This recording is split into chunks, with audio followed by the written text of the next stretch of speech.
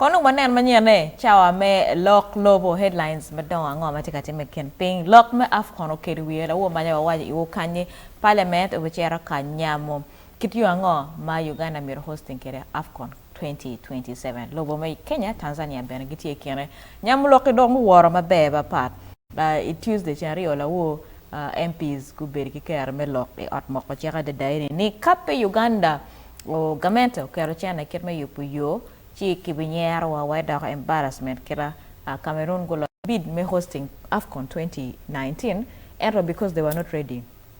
The roads were bad, infrastructure, or yard jimengo ke kwanyo bid eno ke kwanyo ke ching Cameroon ke ter kwane Egypt. So the same could happen to us in case we're not ready. So kume the MPs amara gitika pushing Gamera to twal niki chako chon. This is already 20. Waka watch 2024.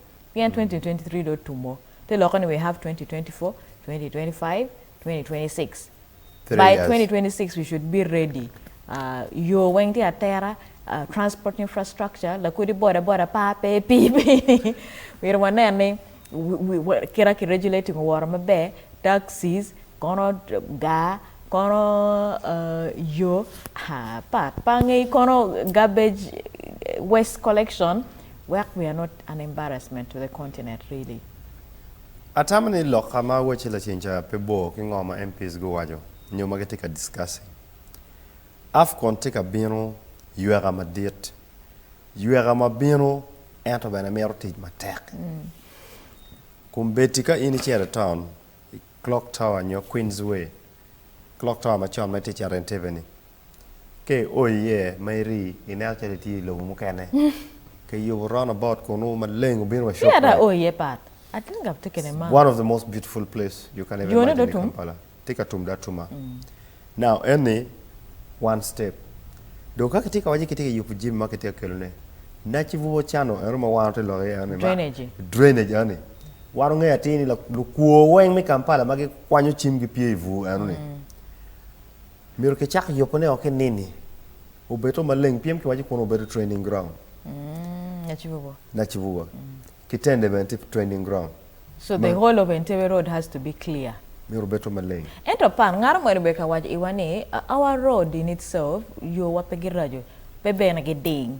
Ke ken gena dong balo aye border spot. Anamara border tiu ki safe border.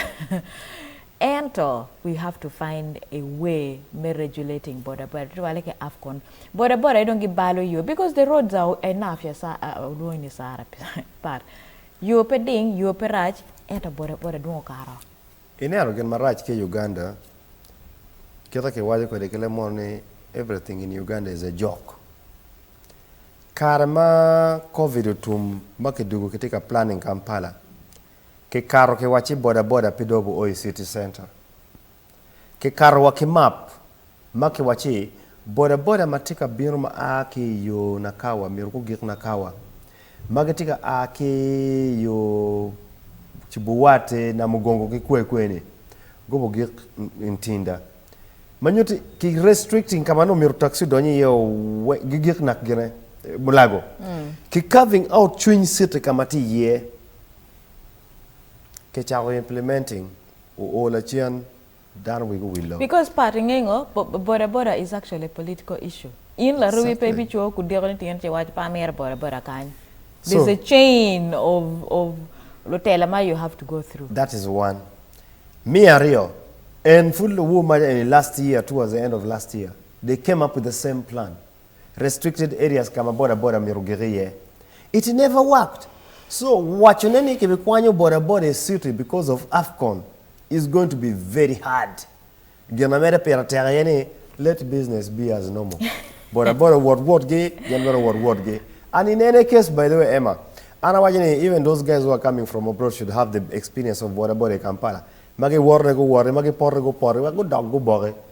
It's a good feeling to tour Kampala with the border. One